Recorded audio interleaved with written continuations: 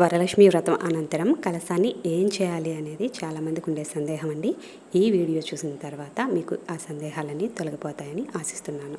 ముందుగా శుక్రవారం మనం వ్రతం చేసుకుంటాము. శనివారం ఉదయం దీపారాధన అనంతరం దీపారాధన కొండెక్కిన తర్వాత ముందుగా పసుపు గణపతిని మనం ఎప్పుడైతే మళ్ళీ స్నానం చేస్తామో అప్పుడు మొహానికి రాసుకోవడం కానీ లేదా పారే నీటిలో కలపడం కానీ చేయాలి. తర్వాత మనం వాడినటువంటి పువ్వులు పత్రాలు వీటన్నిటిని కూడా పారే నీటిలో నదిలో లేదా కాలువల్లో వేయాలి. తర్వాత జాకెట్ ముక్క మరియు గాజులను మనం ఉంచుకోవాలండి, వాటిని మనమే వేసుకోవాలి. అలాగే కొబ్బరికాయ బియ్యాన్ని ఎవరైనా బ్రాహ్మణులకు దానం ఇవ్వటం కానీ లేదా ప్రసాదంగా చేసుకొని అంటే పరమాన్నం వండుకొని నలుగురికి పంచడం కానీ చేయాలి.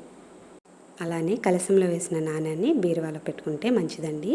అలానే కలశంలో ఉన్నటువంటి నీటిని తులసి కోటలో కానీ లేదా పారే నీటిలో కానీ వేయాలండి.